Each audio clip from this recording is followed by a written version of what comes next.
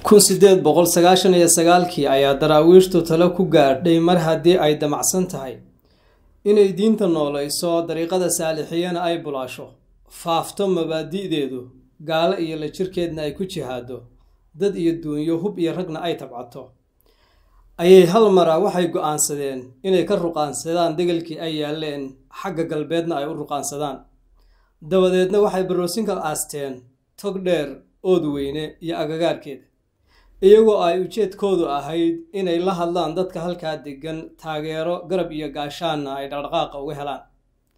laba arrimood ayay halkaas ugu guureen waa midda koowaade inay sameeyaan cabsigelin ingiriiska berbera iyo aaggeeda deganaa oo ay ladi waayaan dhoolotusna ay ku sameeyaan inay cudud iyo ciidan haystaanna ay gumaystaha tusaan labaadna waxay ahayd bani aadanku waa indhakumiyirle ah inay tusaan cududooda isku duubnidooda iyo waxa ay u dhaqdhaqaaqayaan diinta ay dadka gaadhsiinayaan inay daacad ka tahay wadajirka iyo isku duubnida mar walbaba inay muujiyaan ayuu ahaa beryahaas ayaa waxaa daraawiishta laga faafiyey dacaayado dhowr weji ah oo ay ugu marweynayd inay duulaan ku yihiin dadka halkaa degan lana dagaalami doonaan beelaha halkaa degan halkaas marka ay degayaan waa ood weyne iyo burco ah ayaa waxaa ragga hor kacayay sayid maxamed iyo garaad cali garaad maxamuud waa hormuud labadoodaba ay daba taagan yihiin daraawiish daacad u ah duubkii caddaa xidhan shallaadkii saalixiyadana isu jiibinaya markii ay horay u ruqaansadeen oo ay marayeen agagaarka beer ayaa hal mar ah garaadkii faraskiisii diba majiiray waa garaad cali garaad maxamuude dibna ugu noqday degelkii daraawiishe ka soo ruqaansatay iyo agagaarka buuhoodle iyo nugaal talow muxuu u laabtay maxayse tahay waxa soo kordhay dadkiibaa hal mar ah dhiilla ku soo korodhay afkaa la isi saarayoo waa la xashaashaqay waxa soo kordhay wuxuu yahay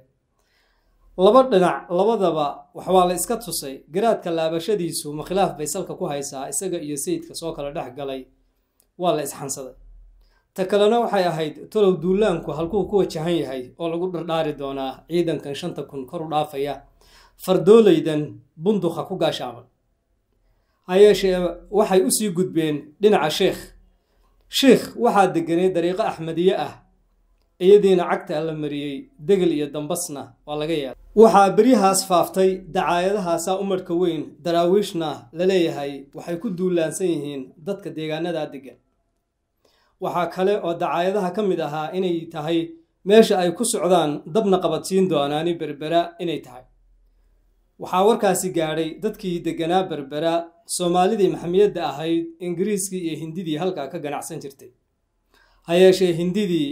waxay daabusheen ganacsigoodii badeecaddoodii iyo ubadkoodii intaba doonyihii iyo maraakiibtii bay ku daldasheen dhiilo kale ayay noqotay oo ku soo korodhay dadkii halkaa deganaa waxayna u arkeen in berbera dabka daraawiishi saari doonto duulaankuna iyada ku wajahan yahay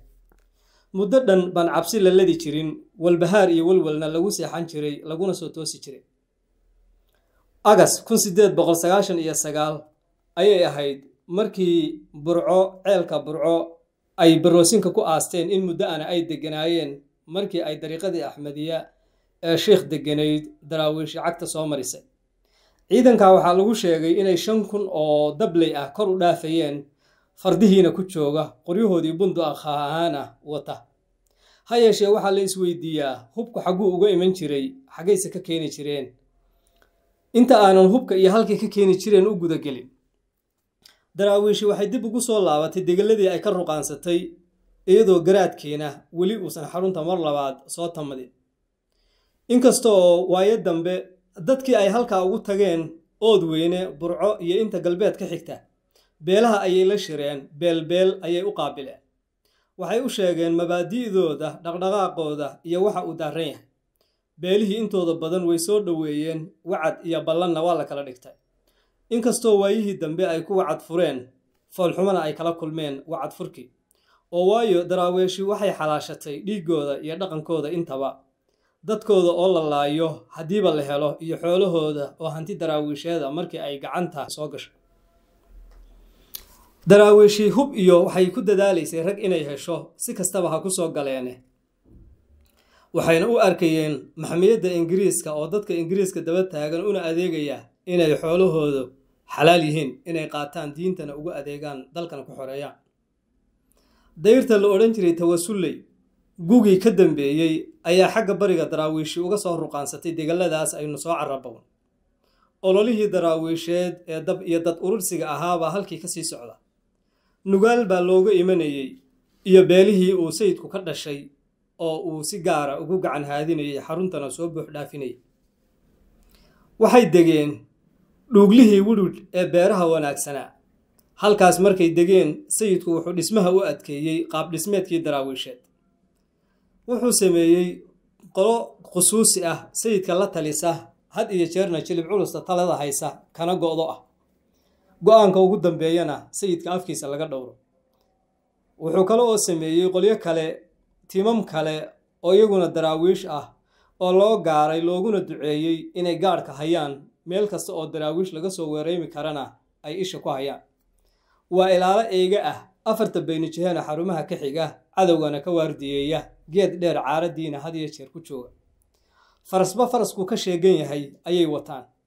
dhiilo kasta oo meel ka soo yeedhana dhawaqooda jaantooda iyo jiibtooda ka soo hormari jiray. ingiriisku wuxuu sheegay bishii Oktoobar 1899 inay Boosaaso u gudubtay dooni wadata calanka Faransiiska hub iyo banaadiiqna ku raran. waxaa hubka iibsaday boqor Cismaan waa boqorkii Majeerteen ee xilligaas talada hayay.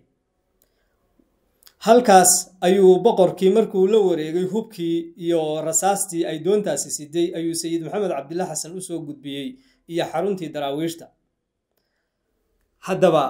waa awjaamac Cumar Ciise wuxuu yidhi warkaa markii aan raadiyey xaqiiqadiisa iyo xogogaalkiisa waxaan helay Xaaji Xasan aw Faarax oo ka mid ahaa raggii ganacsatada ahaa geyigaana ka shaqayn jiray. wuxuu ii sheegay in 2 nin oo ganacsato ahaa oo la kala odhan jiray Cismaan Cali Guuleed iyo Cali Askar Maxamed Meecaad ay Sayid Maxamed Cabdillah Xasan u geeyeen hub fara badan oo ay ka soo iibiyeen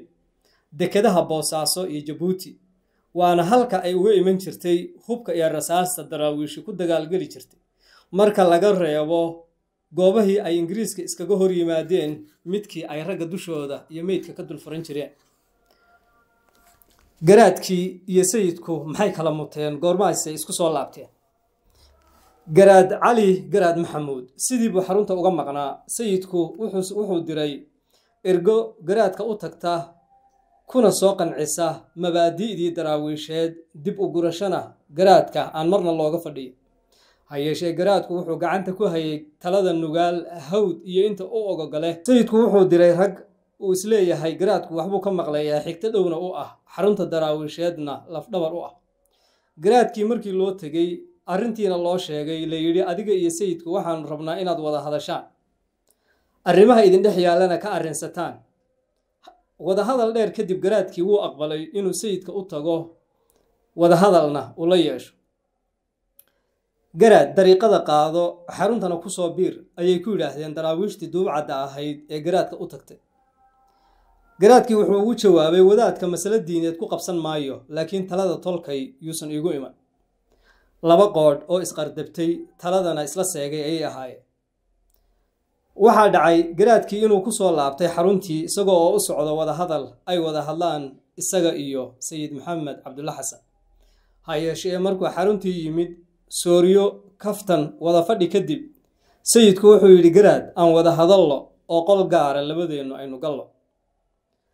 garaad cali arrintaas dheg jalaq ugama siinin hawraarsanna ma dhihin. wuxuu yidhi sayid maxamed haddii aad adigu raggaaga ka faqdid anigu nin raggiisa ka faqa ma ihi raggayga dhexdiisa ayaynu ku wada hadlaynaa. garaadkii markuu soo celiyey weedhaas raggii la socday u jaameeyeen. sayidku wuxuu qalqaalay heel qurux badan oo ragga oo dhan qaadi kara ama qusuusi daraawiisheed oo sayidka la safan ha noqoto amaba ha noqdo raggii garaadka garbaha u ahaa garaad tiirshahana ah. iyadoo oo la dhisayo hoygii lagu kulmi lahaa iyo kashkaashkiisii sooriyadii iyo nidaamkii lagu qaabili lahaa garaadka iyo ragga la socda ayuu garaadkii hadal ka soo fakaday oo muxuu ahaa. hal mar ayaa garaadka afkiisa waxaa laga maqlay kabash kabashle walla aniga iyo adigu nugaal kama wada arrimino. anfariir ayay noqotay ha yeeshee waxaaba la yidhi hadalku hoos buu u yidhi hase yeeshee dadkii sayidka u dhagaha wadanaa ayaa ula orday sayidkiina u geeyey sayidkii markiiba waxaa ku soo dhacday inuu ninkani mucaarad yahay daraawiish inuu minjaxaabiyana u diyaarsan oo muxuu yeelaa ma wuxuu ka noqon karaa gogosha uu dhigayo iyo wadahadalka waa maya wadahadal baa loo jirib laabay ha yeeshee is-afgarad kuma soo dhammaanin sayidku wuxuu ku adkaystay garaadku inuu lafdhabar u noqdo xarunta daraawiisheed dhaqdhaqaaqana halkii garaadnimo u galo ha yeeshee garaadkii waxay kaga dhigtay kagana soo ururtay taladii wadaadnimo kuguma haysto meherka dumarka dhaxalka iyo masalooyinka shareecada wadaad reeraha ugu ahow anigana talada reerkayga cidna u daba fadhiisan maayo ha moogaanin inay xaruntu tahay guri dhulbahante garaadkuna uu yahay garaadkii guud ee dhulbahante sayidkuna wiil gabdheed yahay marka muraayadaas aynu ku fiirin ha yeeshee maxaa dhacay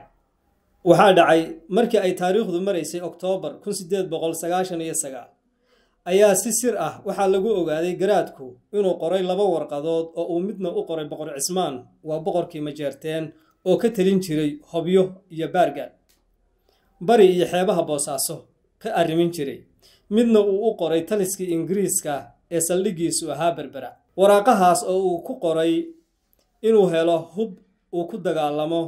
wadaad waalan oo dadkii iyo dalkii walaaqay ayaa nagu soo duulay dadkiina urursaday dariiqo aan la aqoonna dadkii ka dhaadhicinaya ee hub ayaan ka rabaa boqor Cismaan sidoo kale Ingiriiskana mid la mid ah ayuu u qoray nasiib darro labadii warqadoodba waxay ku dhaceen gacantii daraawiishta sayidkana waa loo geeyey